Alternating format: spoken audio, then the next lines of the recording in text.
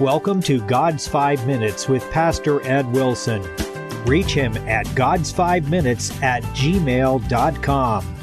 Now, here's Ed Wilson with God's 5 Minutes. Hello, friends. 2 Samuel 23 tells us, and David was in an hold, and the garrison of the Philistines was in Bethlehem. David longed and said, "Oh, that one would give me drink of the water of the well of Bethlehem." And the three mighty men brake through the host of the Philistines and drew water out of the well of Bethlehem that was by the gate, and took it and brought it to David. Nevertheless, he would not drink thereof, but poured it out unto the Lord. This story comes from a really low point in David's life. Saul was after him on one hand and the Philistines on the other. They'd invaded Israel and were camped near his childhood home. David himself was basically an outlaw, leading a sort of vagabond band, but there were depths still of chivalry and poetry in his heart.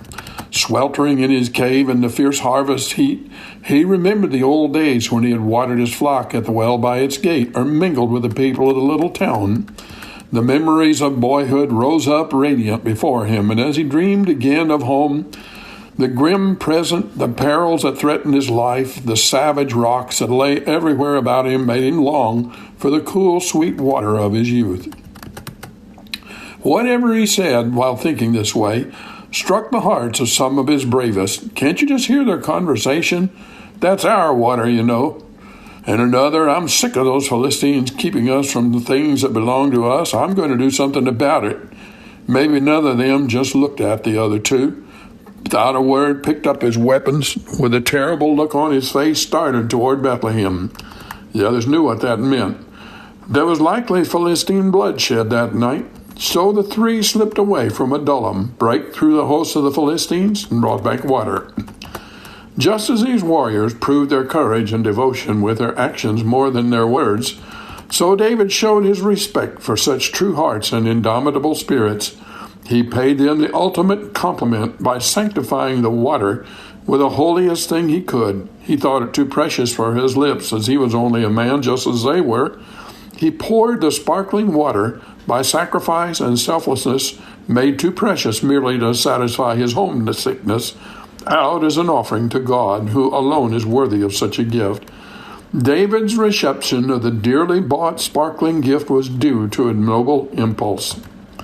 Couldn't we learn some lessons for today's word from this ancient narrative?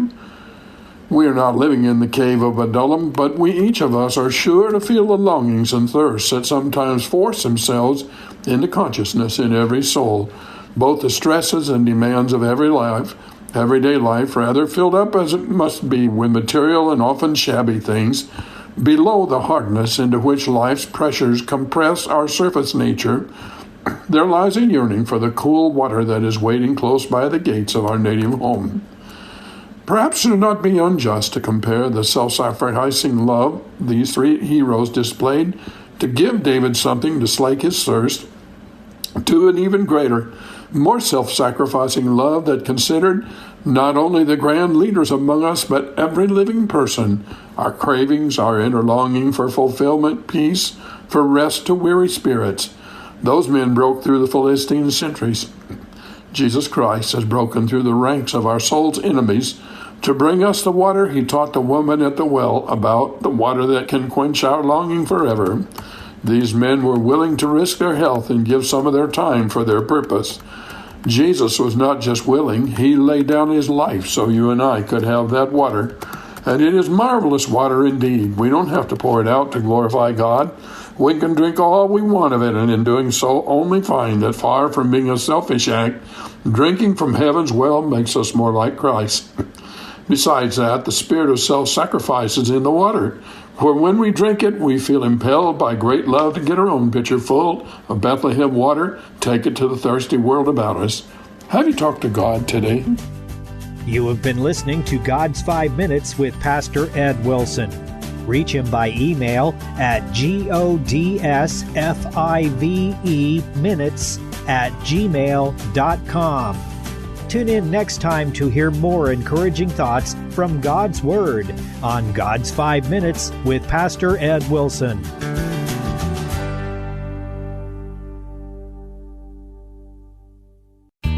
If you live within the broadcast area of KNEO Radio, we have a podcast just for you.